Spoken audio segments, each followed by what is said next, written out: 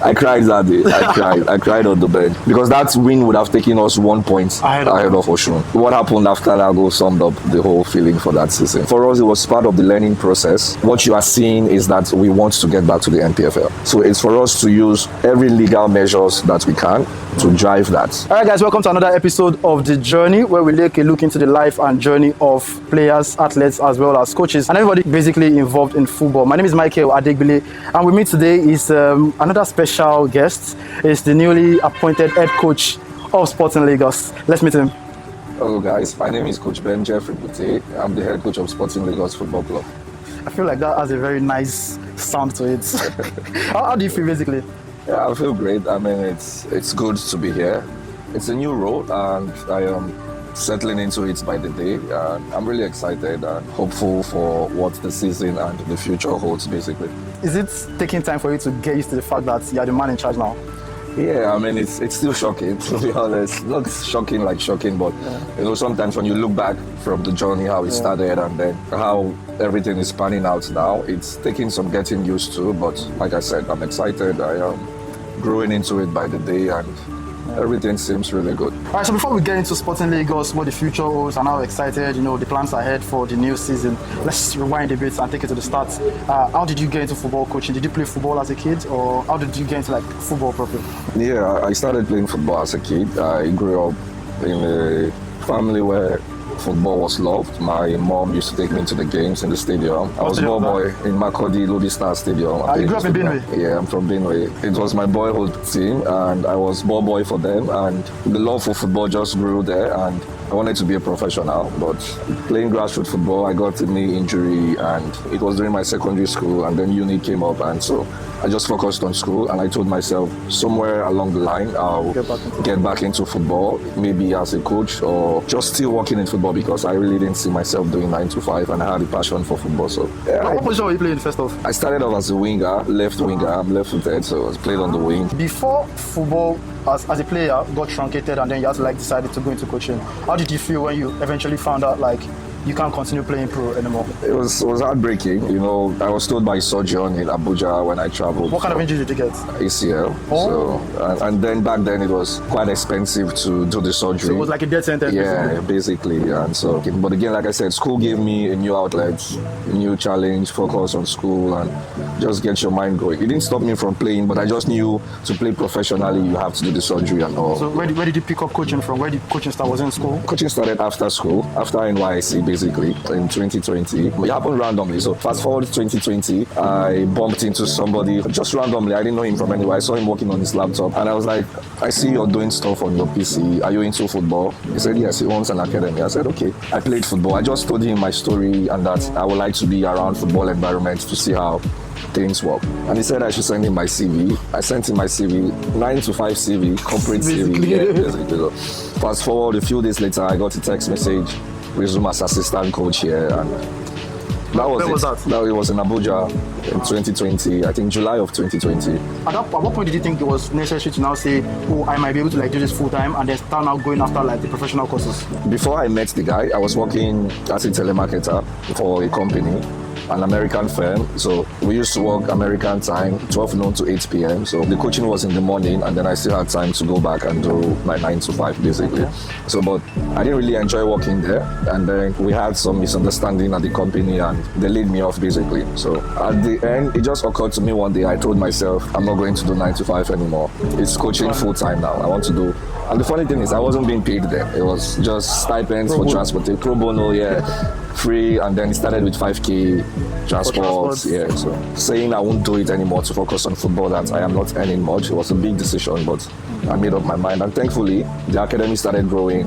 Yeah, things just kept happening. So where did the point of licenses now? You currently hold a Scottish UEFA C license. UEFA C license. So when did all of that happen? When did it become okay, now this thing is getting serious. I'm able to do this. I can see the result of my work with this academy. If I want to go to the next level, these are the licenses I have to do. When did all of that start coming to play? Yeah, I think my first coaching course I ever did was a webinar course. I always knew you needed badges to get the best jobs and all of that, but thankfully my work was growing. In the same year, I got a job with AS Roma Academy in Abuja when they opened. I was head coach for U13, and then U7, under 7s. I coached the under 5s a bit, still without any certificates. But when I went for the interview, when you do the job, when you do the practicals, when people see, people can see that, okay, you can actually do a good job. So the first major certificate started in 2023. I think after AS Roma, I moved on to Derby in Abuja also. In 2023, September, I resumed at Sporting. So I'm gonna stop you right there. So there's AS Roma, there's Derby, and you're just doing your thing with the developmental football basically. Yeah. So how did it then go from that to Sporting? My friendship with Shola grew. When AS Roma opened, he spoke to me about it because he was coming also. We worked together there for about 6 months. And then he came back to Lagos, took up another role in Lagos. I was still there at Roma, and we stayed in touch basically. So I did 9 months at Roma, and then Derby came, another academy, developmental football in Abuja. I did 1.5 years at Derby, and then I was referred to the job at Sporting, the academy role. Okay. So myself, Shola, and another coach, we interviewed for head coach for academy. Shola got the job, and then he reached out to me. He asked me, okay, would you like to take an assistant role here? I think it was perfect timing because at that time I was like, okay, I've stayed in Abuja for 3 years. I've coached in Abuja. At Derby, we won all the tournaments in Abuja, and so we're already like outgrowing. Yeah, Abuja I was like, okay, yeah. I needed something new, something Challenging, fresh. yeah. So when John asked, Coach Shola asked, would you like to come? I was like, okay, let's do it. So that was how I got into. I came, I met with the owner, we spoke, they told me their plans. Yeah, I think I did a practical session for them to see, and the following day they called me over the phone, okay, we want you and we think you can fit in. So that was how I came into Sporting through the same Twitter mutual that so before then finally deciding to join Shola, right? Aside the fact that you guys were friends, I know like when you had the interview, something must have appealed to you about the Sporting project. Yeah, what was it? So I saw from the onset when Sporting was unveiled into the Nigerian football scene. I was on Twitter, I was still in Abuja there. I saw the project, I saw young people involved, I saw how they wanted to do things, and I found it really appealing, and I felt like, okay, this would be a good project to be part of in Nigeria here. Via Twitter spaces, next gen coaches, I already started knowing people that were working inside the space like that. So yeah. All right, so how did you find moving to Lagos? I was going to ask you about that. Yeah, it was moving to Lagos. You know, I think from Benue to Abuja, and now you have to make that big move to Lagos or Ijebu, or basically just the southwest. Like, yeah. I think it was interesting. It was tough. I think my first change I had to adapt to was the weather in Ijebu. Like, it was, if it was going to rain, it was going to rain heavy. If it was going to be sunny, it was going to be really sunny. So I was like, okay, this is different. And then the people, the cultural differences, it's the southwest, so you're largely going to listen to one language. A lot of people interact to you with Yoruba. I don't know, for some reason a lot of people think I'm Yoruba, so when they see me, they just you probably look it. Yeah, they just go, and I'm like I'm just there. I got to a point where I don't tell people I'm Yoruba. I just let you do your thing. I think I've picked up a few things. I think more like I understand from context than the language. So when I listen to them speak, the context of whatever is happening, I pick one or two things, and then maybe if we are together, I might ask you what exactly is this person. So, but like I think I am getting a hand of basic common things. Yeah. So. All right. So now let's go to your Sporting Lagos journey proper. You got introduced to us in the academy, and especially with that very big one that happened in Sweden, right? The Gotia 2024 win. Take me through what happened there. You know, it was very exciting. I think it's still one of the best moments of my coaching career. It was Gotia. It was a big test for us. You're competing against older teams, older players, and then the tactical aspect of it as well. And when you are driven, when you want to succeed, when you demand a lot, like we do, myself and him, it was really taxing. And then dealing with young players as well. The season as a whole was really interesting. I still remember our third TCC game against Beyond Limits in Kenya. I don't think I've ever been as tense as I was in that game. And John was looking at me like, guy, are you okay? I'm like, nah, man, I'm not okay. So, but it was really a good experience. So Gotia, the rivalry, Beyond Limits, Sporting Lagos, us, Coach Olumide on the personal friends level, you know, and with the heights that Beyond Limits were hitting and us that were just catching the ropes, you know, it was when you were sitting there and you are feeling like it's going to be a difficult day today because you know the quality of the opponents. And I was just going through those emotions. I was trying to compose myself and all. But thankfully, it was a good game. We won 3-2, and it was really exciting. I remember watching the game. Yeah, it was really now exciting. let's go to Gotia.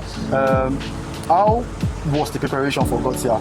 Knowing fully well that we only were playing against TCC and a couple of like just local opponents, and now we're now going to be testing the might of the players, the intellect of the coaches, all of the preparations about going face to face with like people that would think are like very technical with the way they play abroad. What's the preparation like? The preparation was good. I think the management helped us a lot. They took us to camp in Ikene for 2 weeks, and having access to pitch on a daily basis, working with the players, having that time away from Lagos where it's just us, and then we focus on everything. We stopped at Denmark on our way to Sweden. We played Aarhus under 23. I think that was the first test for us. The game in Denmark was on a very cold day. It was raining literally throughout the game, and that was like, okay, welcome to Scandinavia. This is what you're going to be facing in the tournament. Yeah, so I think they gave us a good test. The boys played a very good game. We played 1-1. I think we could have won the game. And like you said, coming up against technically good players, tactically drilled team, and I think one of the interesting things for me in that friendly in Denmark was how Aarhus changed their build-up a lot of times, and how we adapted to contain that same. I think that was, for me, that was what I enjoyed the most about that particular game, how we were able to match them tactically, technically, and all of that. So kept getting better. Kept getting the first game against your company, scored in the first half, and then scored in the second half. So the boys started settling in very well. I think we won all our group games in the group. Yeah, I think we won all our group games. So how did you feel then winning the entire thing? There's a video of you online. We're bringing it back to Lagos. Yeah, it's coming home. Like that video. Yeah, it was crazy. It was crazy. I mean, I think for me, I started feeling that we were going to win it after the game against ASEC. And I remember after ASEC, in our pre-match meeting versus Beyond Limits, I told the boys, guys, this is our finals. There were just 2 doors. Beyond Limits were literally, there was our door, Right to Dream, and then Beyond Limits. So every time you come out on the corridor, you are seeing them. So whatever they are doing in terms of recovery, you are also seeing whatever, because there was not enough time to go and train. You just play, come home, rest your legs, recover, and all of that. So I told them that if we win this game, we will win the tournament. That was what I told them that day before we went out to play Beyond Limits. And you saw the scoreline, 5-4. It was crazy, 3-0, 3-1. I remember at halftime, the guys were pumped. Yeah, I told them, guys, you know who you are playing against. Don't get carried away. And then 3-2, 3-3, 4-3, 4-4. 5-4. It was really bad. What was that jump like? What was the responsibility shift like? What was the pressure like? What was the shift in mindset from SLFA to SLFC? I think for me, it was a big shift, but it was easier knowing that the management trusted me. I was told, okay, you're going to be part of the first team. We didn't know who the head coach was going to be then, but they told me, okay, now we want you to take a step, be part of the first team. We need somebody that is our own to be part of the first team, an academy coach. It was like graduating academy players to first team. So thankfully, with all the conversations that were held, Coach Shola emerged, and it was more like, it was a change, like you said, more senior players, more maturity, more personnel. You have to handle egos, you have to handle behaviors, different things. It's not like the academy. So it took us some adaptation, but again, the guys were really nice guys, and also it was easier because it was also a transition moment for the first team. We got relegated, we lost the majority of the squad, and then we had Christian, Aliyu, the captain, and Jamil. They were the only players that were retained from that season. So what helped us was we now recruited our own players. So we just needed to add the relationship with the existing players with the new ones. So it was a lot easier that way, and you saw the recruitment, a lot of young guys. So the difference wasn't so much from academy. We were still 23. We were relatively the youngest team in our group last season in the NNL. So even though it was professional, there was still youthfulness. So it was still easy for us to adapt to the guys. But the demands also, you have to change your mentality. It is more winning at the end of every weekend, gaining points. At academy, okay, players are more important. Here, points are more important, results are more important. So Before I go into the disappointment or how the season eventually panned out in the NNL last season, what was the biggest challenge? Like, what was just the biggest challenge of stepping into that role as assistant manager of the senior team, SLFC? What was your biggest challenge? I think for me, the biggest challenge for me was how I was going to help deliver the objective of the club. Like I said, for me, I always, regardless of what role I am taking, I always want to win. I always want to succeed. So I push myself. So the challenge for me was, okay, how can I help deliver success here? What are we going to do? What am I going to do on a personal note to bring success here? And I think it was also, there was a time where there was self-doubt, because there was a period in the season in February we didn't win any game. I think we lost 3 games in February, and we were looking at it like, what is going on? What are we going to do? Are we going to be able to do this? We had myself, Coach Ola, we had conversations. We had conversations with the players. I remember the game in Calabar against Rovers. That was the last game of the first round. And it looked like the gap was getting bigger between us and the guys. And we were in the locker room for nearly 2 hours after the game. And we were there like, guys, what is going on? I don't know. I think that was the most, that particular day and the last day of the season, I think. But that day was a very big test for us. And I think that meeting was kind of a turnaround. Literally every player had something to say. Why is something not working? Why are we where we are? What can we do to get out of here? So I think that kind of changed our season, the mentality. So second round was a lot better than the first round. And for me, like I said, that self-doubt that was crawling in, can you actually do this? I think for me, that was the biggest challenge, overcoming that part, seeing that things were not working, knowing fully well what you can actually do, and then seeing, it's not showing. I think it was a big emotional battle for me personally, and to get out of it and to see how we finish, I think was really good for me. So eventually, unfortunately, we didn't achieve our objective last season. We came very close, just points just a couple points shy of 2 points, shy of promotion playoffs. For promotion playoff. That final day, I remember the emotions, right? Like the game that we scored and then they scored us back. And I remember I was in the room streaming the game alone, and you know the feeling of streaming the game, and I was screaming all by myself. We scored, and I was trying to just minimize and then go back to check. So just put on WhatsApp to say, go get in, boys. I was texting the group chats. We were all very tensed, and then they scored us back. I think it was you that went down on the touchline. I feel like you have so many highlights. It was you that went down. How did you feel? How does it feel? I want to say it's 2 things, right? That day and the season. How did you feel that day? And then how did you feel not achieving our target for the season? 2 questions.